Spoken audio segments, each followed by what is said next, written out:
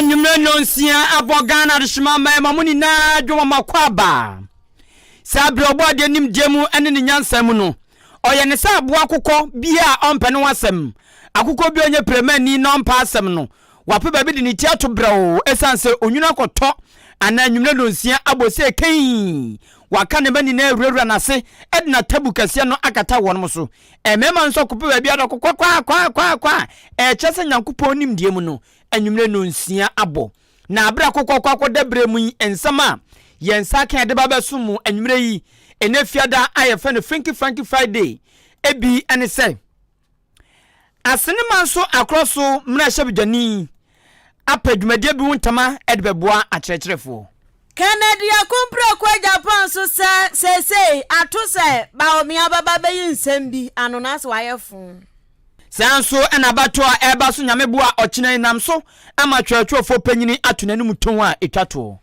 Any DC communicator bi kire say ya we nam no amana kankrampan Ghana ye di amana san ye ni so ate ye wan Ebiem yabetiasi ene gidie nsem mu na ezansa akwakoye fiadanti ene gidie nsem no na ama Mark Brown wababonten abekasa fa ensema dromanfo kafa no ewo abefu tintan fidie so Kwami A+ nso se ajogon anyom na ajogon yi ene afufuro bi na anwumre yesi adwa de babesom se anwumre no nsia akan kase ye di aseda ema Jubilee Hospital Time Herbal Center weni nyumako mienu a ebo am esika anwumre bremu na afo adwenkyerfa 0533898915 0533898915 text message and na WhatsApp yebekenkan amon afika aisha no so say Facebook live onso mawuli adaroma yedem for adwenkyere no efa ho yebekenkan no so ama ofefefe kaisa information centers ebru aduonum kwaduosia ebi ewo bono mantemu ebi wasante mantemu ena dodo na ewo epoe mantemu kase ne de ene nuham nti wo magiatum efa no live Otinanti Information Center ya osewuru akwasie wua ewa akwasie wua krom ko sam ewa achim achiase God first ewa achim betna se urade na ye ewa achim apreku Dimpa Information Center ewa achim asene mempa asem Information Center wo achim asene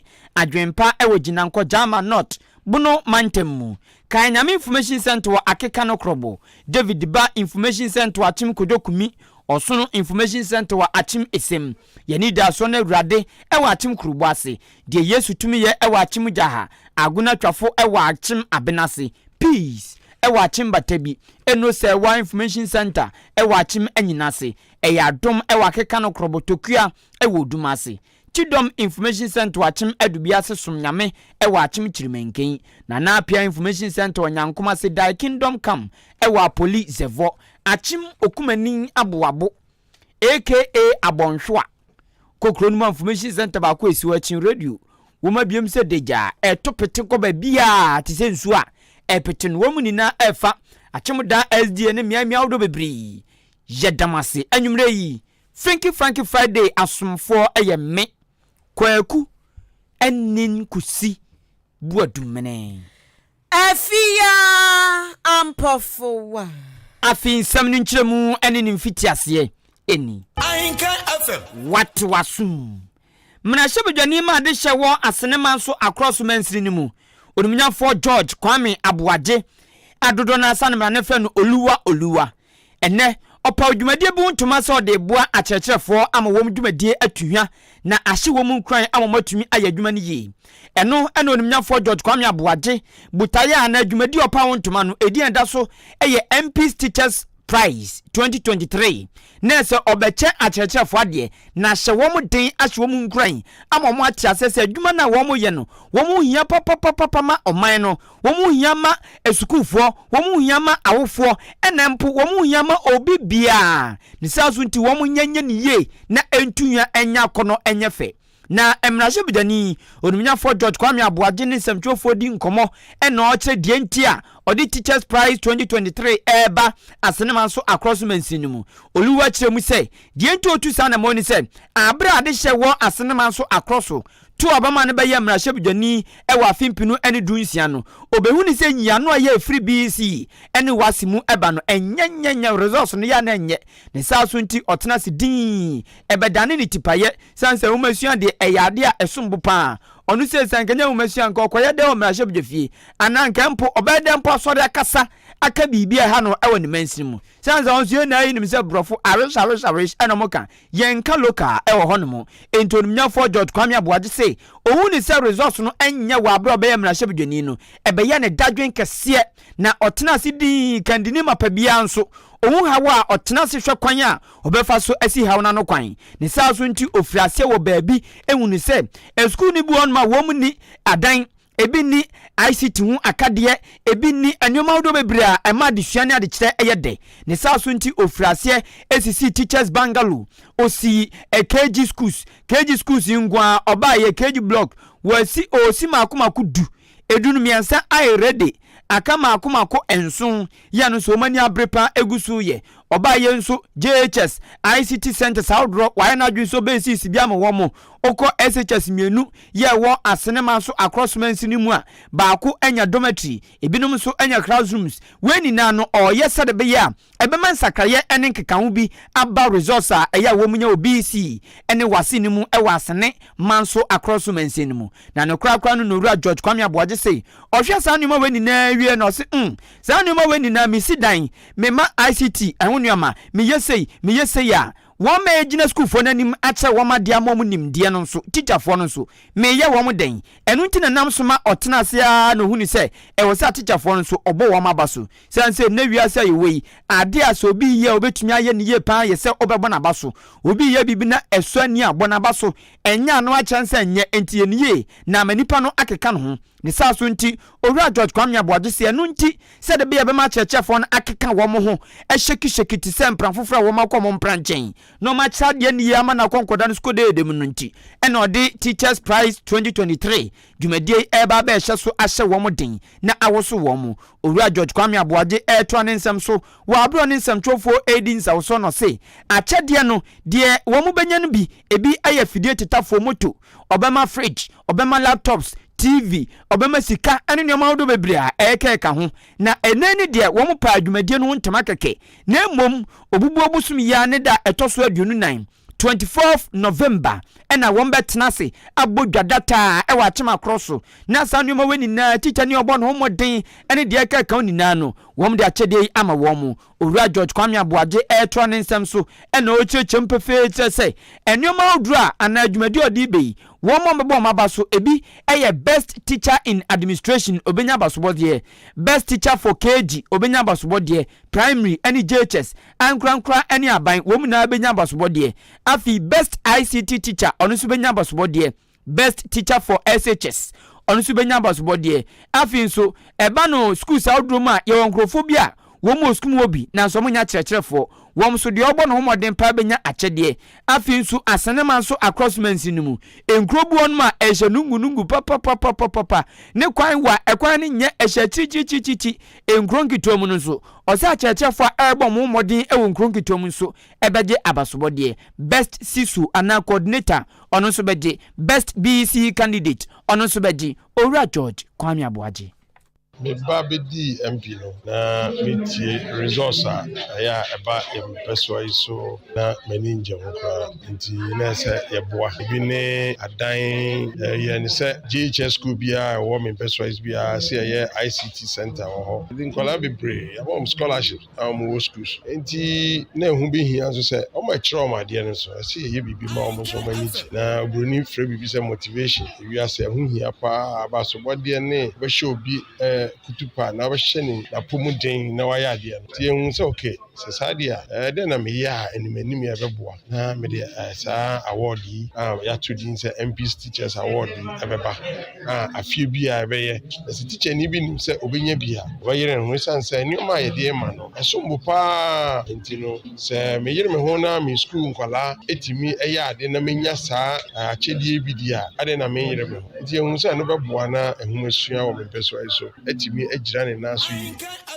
etumi agyina ne naso yi nipa mote so okase ye mmarahyɛ bidwani e ma de hye wo asene manso across mansini mu onimnyafo George Kwame Abuade aka Oluwa enu achi kwanchefo panyin ohwe enwumasua so ewa asenema so across mainstream mu Owura George Kwame Sumwa ono nso ede to so say ewiase ye woni omodo webra enipa woni betumi abre ebi nso mo woni eni gwanso mo woni kura abre anade ebu onu ma say ye edi na se amawa enhyo nanso se enwumasua nko ade ye edi ne amawa ya papa ye pre no ampre bia ya papa se da ho ne ye fom no anfom bia sabi wa ye wo ho enu nti osre awofo asuafo sukuus awodro eni onipa bia ne ankurankura bia ka biegwom se enwumasua de obia fa nto na koma so ya kwadao so ye penio wo akonya no nko ade a yire hu na sua bi sense enwumasua de eye ebo manipa brabo esiye me maame anko secondary school wanko middle school wanko school kra da bia na de oka echeme an se ono antimi anko bi adawahwe se ne ba biara betimi akọ school ne bi ade a na oka eka ho ne se woni obi chade na onipa kono ka se mayi education a empene manansamfan ngu ho na monche no foforo isanse no wasisi upa sanse no hu se education na wantimi anko na wo mo se otimi ye ne bojuo ba yuade nanso omo a nin fefo a ono mo ko school no na omo akonkan echen upa nti eho akohia se esese yem ye ni eco education ho na omo aboa ma education no etimi eye nkoso no esese omo ye nipa esese omo na nyina ni etimi eku won ho na omo boa ema wonya opepa etimi de echirade wei ayo Owura George Kwame Sumwa ono ene ye kwanchefo panyin ohwe enwumasua so ewa asene manso across mainstream mu Jenkwa yanim ewa numrendo nsia Ahenkan Kasiebo no emwe Ahenkan FM akato na bro wachena ahomachi ko na bottle of akofo to be shase ya boiling point ene anya asem ketwa ntwan kosi anapa no nso de ye na ehiridi kabo kabe wamo beto nyum aye praises worship abompaye wamo mbaye Allahu Akbar wami na baby ochina de boy ani pipi amanyo kwoni mu atu aheni asi ahenfo tu anatase ni akire wamo beko akwakoto aba ade ayi nipa obedi o manimu 2024 abatu onimu enunti asem na ayire pa eni obekwa no na Kennedy akompra kwa Japan o shelai Dr. Alhaji Mahamudu Bamia Gana mampani abedi akire shelai owura free yakoto nsu tuatua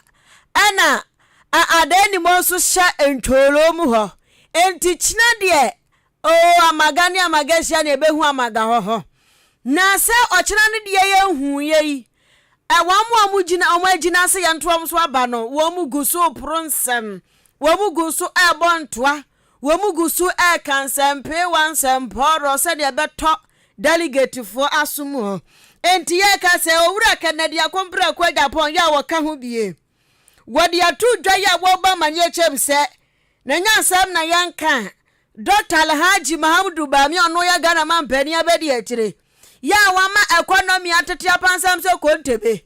enka wono watwaniti koshe uwie kura sa sie no wo eka ne sensese na sase honsafo ano wodi ama IGP aguniboto bana he dollar ina hwese wo yi achia workings wo kromu a na hwese di ene ache na hye ankremu a wo him ne pastorship so flag enti ade na age agu antimi anyanti eba ne san ena hunsu wugina bie na wugina bi nso aso adiule mu na kansempa ensemu a eye nokre onimanyafo Kennedy akompra kwa Japan se Dr. Alhaji Mahamudu Bamia waka ho bi ena Ghana economy no awie samu akoni adu atete apasam se konte ba agensrepe na wacheche ni se no sehwe asase no Dr. Alhaji Mahamudu Bamia kan economy en wo mo ba mo be economy na economy no be se na be fa hia kosi na Ghana fo kwade ye hu hia biem wase Dr. Alhaji Mahamudu Bamia apron samu gu form papa abra no one be vice president no eni jajaje wase wo kai pa ana ba fontenta akase no so santrofo so wura mfi asamti wo kai Ghana fo nyina se ebri bi atwam ana Alhaji Dr. Mahamudu Bamian beye mampani abedi akire no wo sheda chi John Dramani Mahama na abedi akire pakwasi emi sata ejina ho esi an wo busa ni kosa mako ha ne aduoso 170 questions question no wasu wo busa no wo pe aka ne sen answer enu nti sabra no ho ha wo krom ha adan a yesi ba omi akobusa bi sata question mako ha ne aduoso o enti se questions no so na fa economy hu ho na sabra no ama ba omi esusu so economy no atete apansa ba no nti no wo ye dede no wosi na nsen ba omi aso aka na no atum ya wadwere ho a wonte ase Canada kumpra kwa Japan kire se sabra no na ani pipi amanyo ko nyamba aban mu no na Dr. Alhaji Mahamudu Bamia wosi economy de yantam so na pampam pakan nanso ade no yade boy itu na ni papa jale bono na pulu bono na shego ya trafe cho ba mi na ntimi shego enti wosi abaya di bo tachi no yade baba to ni atwa na chimprempre se pio na next time unruha unka ho asem Canada kumpre kwa Japan to ne samso and wa ba ma ne chem se no Dr. Alhaji Mahamudu Bamia ajai economy asama to ho ena na dia dejeta ufa ha dejeta ufa ha ni me na me dia yi ba ye MTN asani ko voda voda ya sani ko MTN MTN sani ko tigo money ni nyina me na me de bai ena Ghana card me na me de bai no se we nyina dani hwe ebre bi atwam na wo ka economy ho asam tia ba ne sai na afa die economy na dane apa ho se ado akoduru digital enti o se atu aheni asi ahemfo a ekira mokoto abare hunu baabi a Dr. Alhaji Mahamudu Bamia wagina se ni papa ahyase no ka economy na nei economy akwakodu digital na Ghana economy nso ato nsuom se twon tongron ene na monto aba no se ne se ene se ne fata Emra sa contender eBay. Obisa emisata 170 questions. I didn't know the same seat. I didn't miss answer question. Don't you know? Because of late he doesn't even talk about the economy. He talks about digital. Maybe I want him to talk about it. I'm not saying it's our failure now, but the way he was boldly talking about and criticizing Mahama and NDC government, he should be bold to talk about the economy for Ghanaians to assess him. That's it. Simple like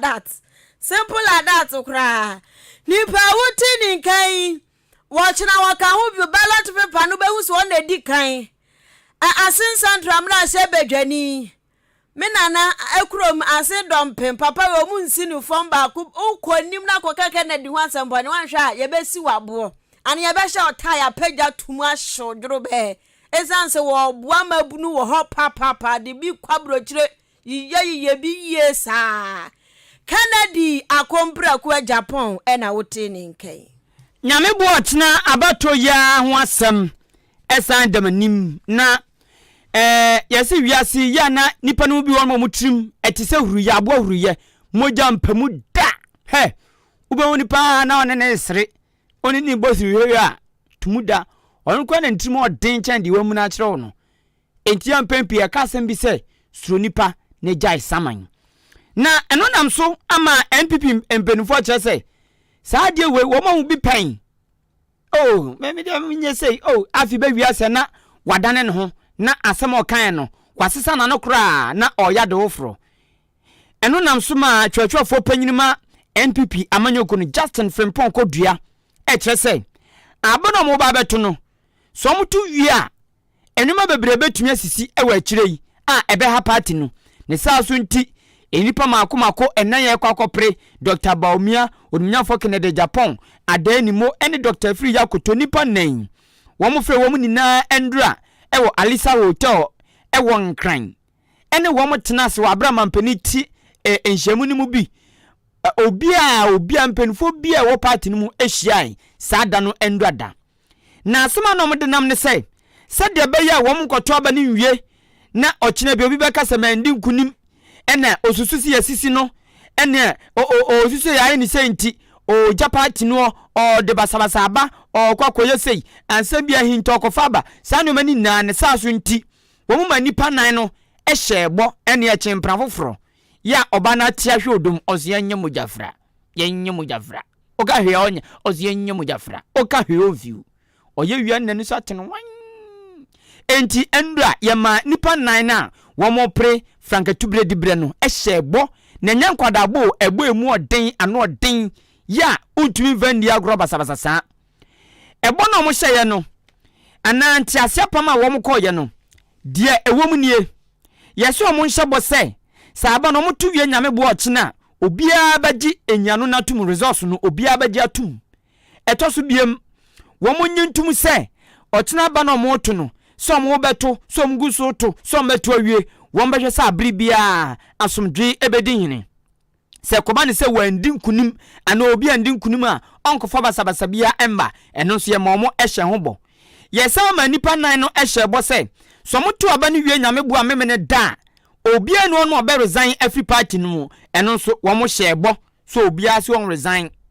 afi so wo mo sa mo hye bo se obi bia obedi nkunim ene wo ma eni nkunim no mo ma eni nkunim no mo de mo mua monim die ene ma dwen pani na ebe tai di odi nkunim no achi eno so wo mo hye ho bo etintim nkrata enti sansanse wani na no wo ma nipa makomako enan MPP mpenifo amomu ni na ahyebo eno ma san se ampa de maka ni na yebedi so se koba ne san nya de a yebekoti bo sha yahye no owura Justin Frimpong kodua to ne nsem so no se de hi omutituru pa ne se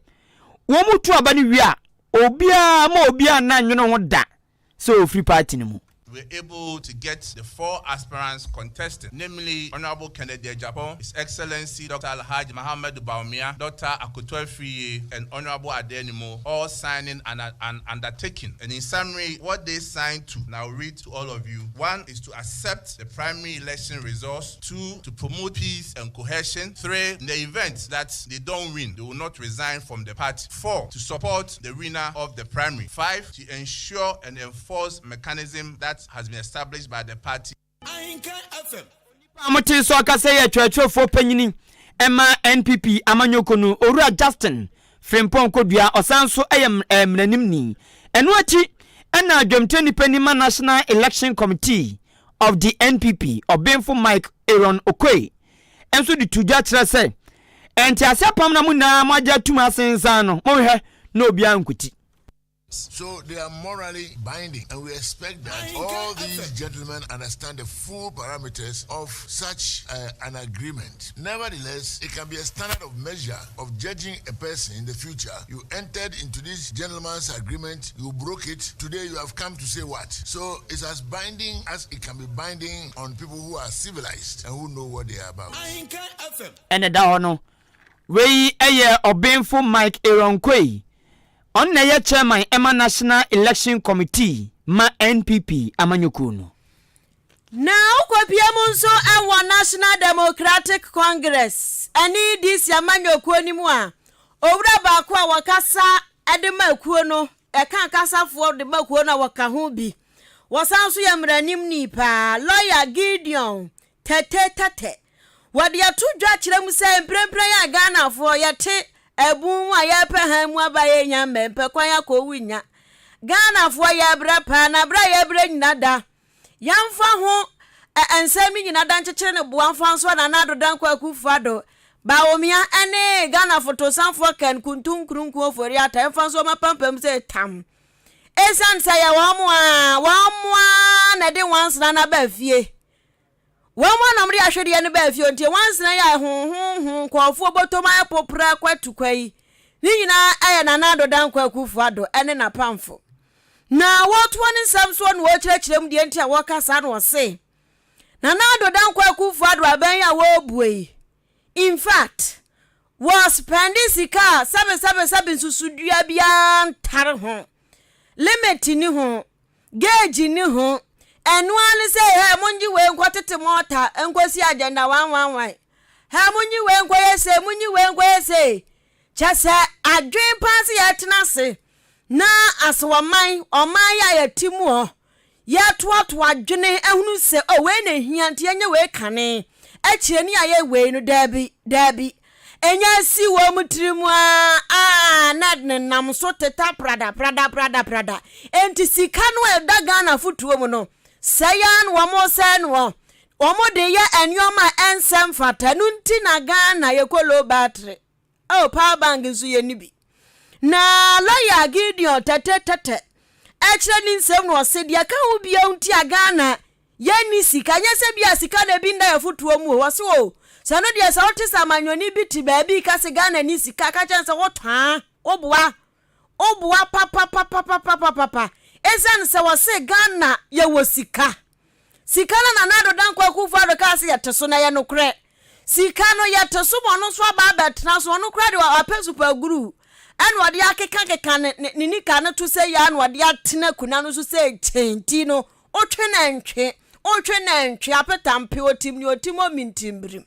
enti nyese Ghana no ye ni sika wo ya futuo wo sika pa na so no aba we nya na dwen se sika no wodi ye bibi ma wo Ghana ni na atikro ma se wahunu se ampani ampa meka na siwe menya sika sidan menya sika ware menya sika dia to machi bange asem si fie ni aframia mi wo sika da ho se pass na nado dan kwaku fa be ho afele comfortable de la lai enti o sika ne de egu ho pa na o de ye de ehia ene de mfata na lawyer Gideon kira World Bank for the report bi aba kire mu se Ghana fo a ohia bubro hamatan esi wo mo pocket wo mkotokuo mu no se report ne nka aka ye enipa be 850,000 Ghana fo 850,000 Ghana fo na ohia fita poprai bi achi wo mo no wasini nyina ya na nado dan kwa kufa de na ban baabi asika ne ya dan wo mo fanto ho no mo de akwa akoto baabi fufuro de wase wo man ne yema Ghana fo ho dwo wo mo ne de daabi wo mo nya enu nti na enipa bebrebe we nyina da etempenten kwa enipa we nyina da ewo ntwetwede wase Ghana ye kan yakopon hira ye o wanye ya bro se wo pa man yakopon betena soro pa sre yan asre sa man na ya Ghana ezanti wa my gold bauxite timber keka ho bubodin no chesedini dia bebre wandi ya broda nchamboi ebu ya su se to nanso adwen ame manimti wo mu wuntam enti ana Ghana bra ye bre nyina da wose gold mpempena de yankopon de adom ye nyina da na nado dan kwa kufu ado ne mpanifo agye hu sika kotwere dom de akwhwe mo lokam kotwere omompaase kotwere omusumiase kotwere no matum twere ba mankra dodu trankim na gum adechia na pa no makotena ho wesko no atum wesko no atum meni amenana no bedidio no atum sa osejuma mu di na abna pa kesi wase anya biani chese sika ne gu ho pa anu o ma hyeda se o mo magana fo bi endi mo ho ntawa mo enti wase ekom a ekoso okro ma nkofo anya djuma nya nkofo bufa so chimfa so bodambalese ye budambalese mbufa so nyina da sika no ehye tokrom. This government had decided to keep their money under their bed. They have also decided that they will use that money to share on Saturday as part of their delegates, quote unquote, the Bank of Ghana head office. And today, per the World Bank report, over 850,000 people have been pushed to poverty in this country. And this country is broke not because there's no money, it's because we are engaging in wasteful expenditure. If that Bank of Ghana head office is suspended, we will not be talking about 850. We had not put our money, we had managed the funds well in terms of building National Cathedral, which is now the world's most biggest pit, and we don't know where it is going. We will not be talking about the fact that the country is broke. If we had not seen monies in people's bedrooms and lockers, we will not be talking about the fact that the country is broke. If we had not seen party, I'm saying that if this country is broke, it's because of wasteful expenditure. The world's biggest pit, National Cathedral. Hey, poor Swiss. Ani a wutie ye wano ukwopiemu ewa NDC amanyokwu ni mu a ewa kakasafo ewa amanyokwu ni mu kasa communication team member ka ho sanso ye mranim ni lawyer Gideon tete ye toa anwume no nsia kan kase no so na me ka wo se wasugusu ya wutie ewo Ahenkan FM. Koye nkrofo fa sunya nim die ma wo so de bobra. Suansa no dwuma no eya wodro mienu na wo Ghana ha sei. Se obaba ko suan wo bi store. Na wa friend madam. Na watie ni rules and regulations. Ya betu tinsa wa pedan han na wutim ubesua mfia miensa konan na wapon ho kama eno wo ho. Eno no. Bibia etumu do ye. Eno mu ni formula. Sa training no sa disua no eno mu ni formula. Se wusua trebo, se wusua makeup se wusua adepam. Musua madam fo nchen stores a mu ni formula. Baby etumi tumu wura baby etumi de pe bi etumi ka kyeremo bribia ne time bia. Ene ye wo ba konso no de eyese obesua sa no dwuma na bi adepam trebo aduane no ne enu abi na so no eye school ya wuwie a ye mo abodin krata eno nso ewo ho na no na ne ya pege ma akodu bia ya ye friend TVET Technical Vocational Education and Training TVET na TVET foi wom no mo time wom di ko school ne ye wo bre so asande mo kofie kodjo ma home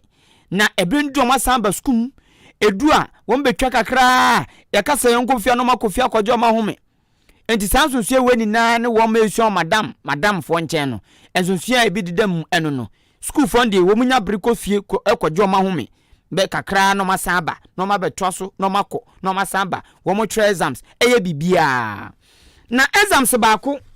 ya TVET for tra eye workplace experience learning ye twan tiafen WEL well na eno ne yese wom hyehyɛ esenka bribi anka wom ba betwa sansohwe no ebe ni duya wom adane no kra na ekokoba saninti ama awofo a wom ma wo TVET awdo mu Ghana ha wom awofo wo TVET schools wom ma wo schools ebi ewota krase ebi ewa agona so aduro ebi won kran ebi wota krade emiamia awdo bebre wo Ghana no se TVET schools no ama abofo awofo no bu afu papa sianse no mu na ni da so se o wom ma no ekofie bobosome ne da etoso adionunum na o maba January bosome ne da etoso num afie di anim afi wom to no ma ya tonkram wom se chinchina china wom nsamra skum ayi obubu obosome ya ne da etoso edikan di atwam yai chinchina china se omumra we nam so ma wofo no ntutu o ma yanina no ayebasa eno nam so ama concerned parent in Ghana a wom ma eco school e we TVET school si bi mu aba bonten kire se agro wom peso mu ni omudi no sabi ayagobone kutuma me hwe to agro bend down let me see your buttons agro eno mbeso ni omudi no na sa agro no so de sabi wo mama me fo na papafo wo manyi wo muntumi ndi sa agro no enu nti abanya de asomdwe beba ya enkofa nsem bebri emfamba penyino otua concerned parent in Ghana Owura Eric Angbo eni nsɛmtwerɛfo di nkomo de odi tu dwama awofo ni na efa TVET da omdi ko school a wo masasa no prekope no ehuni September year term ya nkwalana omukọ no bi sase on the first no kampo no dodo na ntimi anko on the first years and second years no na ekoi entinkani ye hwe nim say on the 5th January 2024 ene ka yema no ebesa ko school entika wo hwe mpa dia nkwalana betimi nya be se na wo tbe se edim na kan se ga be 3 to 4 months na nkwalana betimi hwe bibi pa tempo opoma die na so be ba no at least ka semester pa crowd to man obetimi twicha o de tuntu no so obetimi twicha no ai wo pa masade mani mi comedy ni gisempa on the 31st Nansenya na school no engale ten kwala no ensamra November 1st bisa se emedu do se nkwala ko de wudwuma ebidi na otwe se elum ebidi na otwe na kwala no ya from school enya ye awofo no de of how kese aye bunu wo fa no ya ekoso e wo TVET program ni mu pa ne se ye dikan nkwala no be ko no ebi a obi kiti se takrade ni be nya be obe attachment wo te senkan oni ebusiani bia enti wo ko hide dan do na dan na omo ko hide no ya ma omo busumi enan ya na sala nya be dia den atna no wetima ase adwuma na se se ya busumi enan ya wala na se obodi wo ho na wo mo ko tell busumi pe aban from so mo mesin ko school no na pratica na awofo na tie dia diga ma o mo ma no point na this kind of ma awofo no se say o mo kan no ye to so bium industry se nkwala ne coin no dodo na wo mo di ensika asa no ma kwa ma ye ba no ekwakoye attachment no e wo ho no ye tie sika won tia busumi na dia odi be ma no se ya no busumi pe na kwala na di wota industry Dwe ya fani putupru sanka ya ka baku firi baku baby ban baku zu firi baby ban ombe hyem putupru pan a enu ya beka one kaka from here one kaka from here if mutually they crash we de parent no some to on my mfumunchale de omti anse asi school for monzamra school anke bi twen so hwe ebi nso koye attachment de omasi school mo ko wo ma madam yes madam for ne ncha akosua se de etie no mo se futu monzamra school eno na wo fo no apa line no owura Eric Agbon eye panyin otua concerned parent in Ghana titu ni wo mama ewo TVET schools mu no ano mote se o kasa no ma yendi dwa na fe ye wi ayate asimwe Jubilee Hospital ehwo na yafo nyina konti wo ya de ho dodo wa 24/7 a doctor for o mbegina so ntenten apre wo kwa e de ama na o pe privacy o mpe so obi abehu ntwuo mu a private rooms wo ho ya bibia be kama o demu agwa ya rehwe kama doctor for beba o dem ho abehwew ho ye neat pa private ward ho na ho ye neat ana fe lab nso wo ho wose akwhwehwe sabe ojunsom wagana mu umojam ne hu ya de kretete wo mbeye de amansansa equipment gu lab ho wanso ni mojaku a wodom se O positive se nege po se de wunim eno ansa odidi gum se ya me pa cho kwa ni en check wo blood group a wom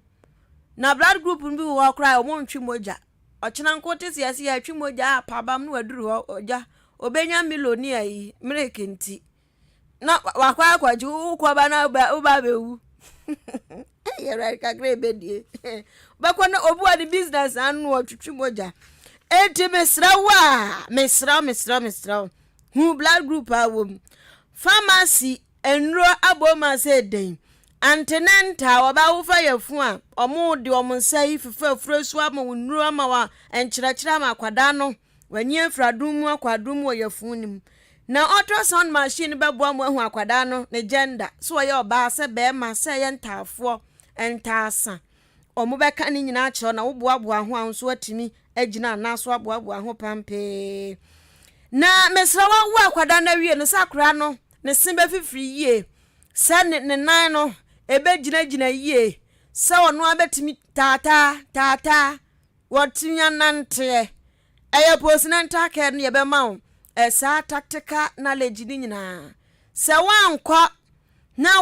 nkwaje sa tactical knowledge na waso betimi ayeshi because akwadale timi ya bibi something which is there na de kwasha baifo me pa cho baifo me se wo limit o ya ma baifo no aso omanya tumi wokuro hadodo bi o hono ma free wa bo wani atra wani atu free nti na akwada ne bibi ho antenenta na ho hia me pa wakwa wie na wakwada na wie no na de ne ko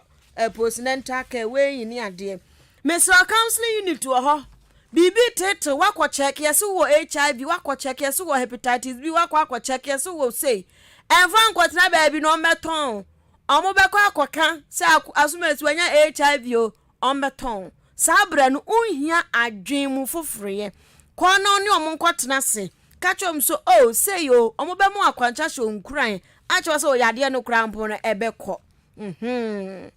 I clinic wani ya prunso tatatata yimpia kese wo mbe hwe kama pa diabetes ne hypertension for clinic ebi wo honti efiada na pe ka wo de ka unya kwan ka kwhwe ya kyerɛkyerɛm sɛ nneom bedidi afɔ meduro canteen so ɛwɔ hɔ no meduro ka de sɛ enuane papa enuane no mo no enuane nurawom yi ka de sɛ kwa unsusu ane ade nom de aya medium fufuo de pa nkwan no so tiapo enti kɔ hɔ ne didi fine afa insurance ya adwuma pomdin si achiba no ankra de ene aban de nyina wo moje Odambu abo kwantempo ne so amantansam so ne so na behu Jubilee Hospital Mr. Obo ma humam na uhuku wo mo a omo nso de apomode mapani na behu ku 0244 575799 0244 575799 and 0241 784645 0241 784645 Yankono madrai adro de ye na adro wenso de enika wom ni se nyankopon a odi yen ba Africa West Africa odi eba be pie Ghana ayetimi enuama odi adom yen endua titru enu abi ena enkofo mbeko mo asemi wom de ya duro aba na nyankopon so nsa no ade tumi wom pa yen hwe ne nsa no ade bi tise gudie sika se tam denchembo sika se tam yen hwe ne nsa no gudie bi tise lithium tese de nsa no ade bi asombo odi yen hwe nyankopon nsa no ade bi tise nipa oba bema efe akono enika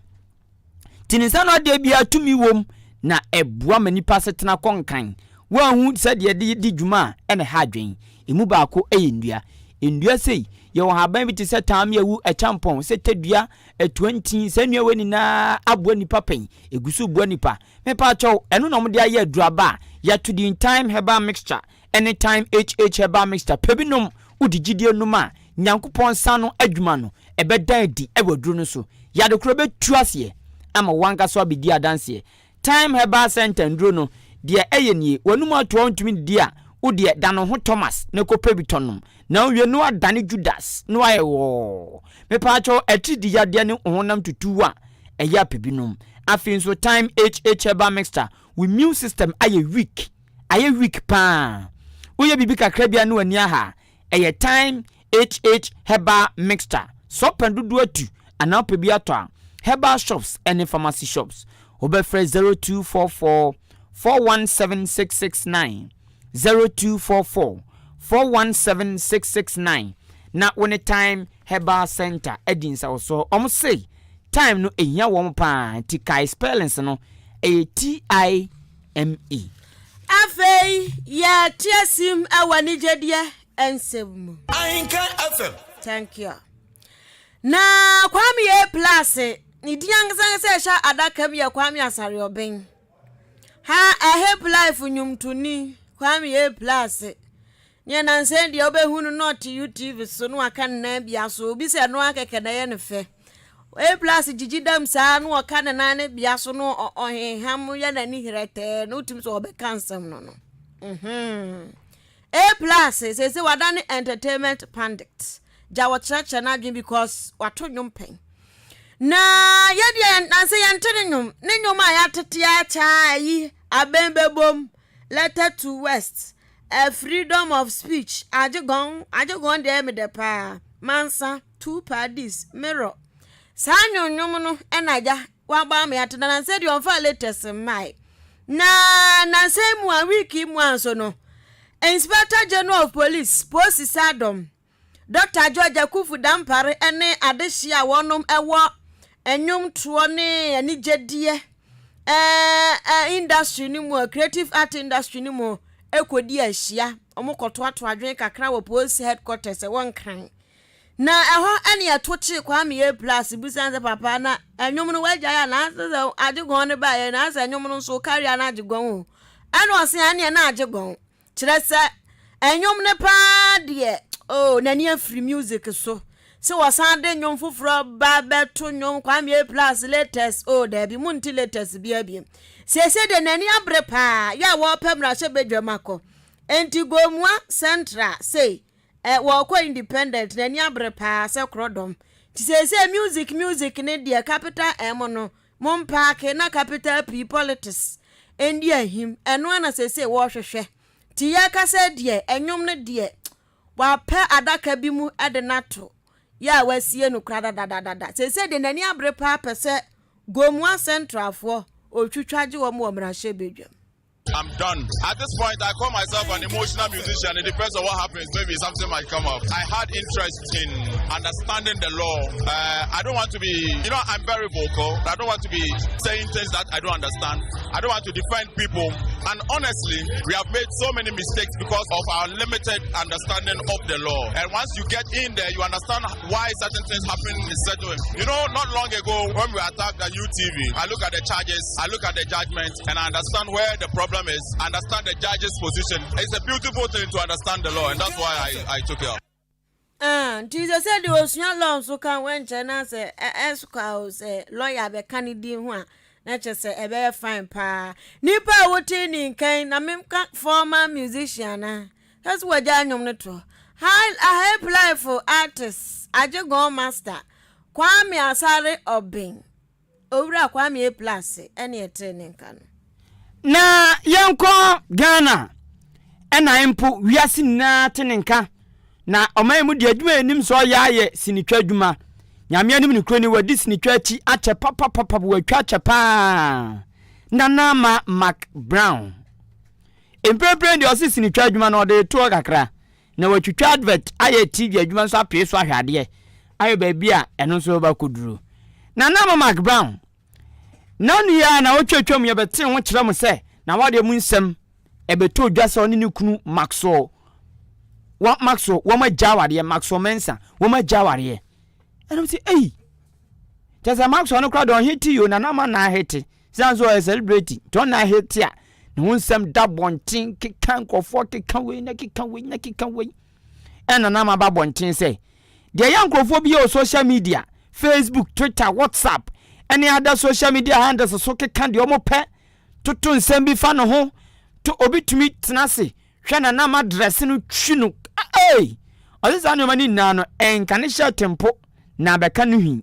entinya de asane mani ya odi nani ekoso ensema na ma nkasa de tudwa no eni I don't have any pressure. I need you. It's my own car. I bought it myself. Fuel it myself. I'm living in my own house. I'm living in a house I built with my husband. We are fine. What I say? Into Wuhan, I never come as my mama pressure. No. Yes, sir. Mama pressure. There is no pressure. There is no any problem. There's no nothing. What I say? My life no me da wanim. Into the upebia betumi aka. It is up to me to see said the okay no nyansa sem into me can dey me no ebebo and I say wo me you raise you cry na makomenim asa me obese me will be prepared into me no me draw anopebia into pressure na any scientific hey na wo hwe me no na wo dware pipe ano wo come asem no time I started so him tees no wo dware pipe ano na sabe we akoda I mean what I say be pages into say wo mfa wo de no nya de pa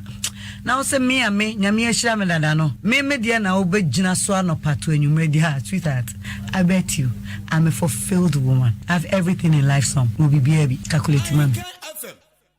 ene da ono na ma Mark Brown oyagana sinitwa ne wadi sinitwa achi achepa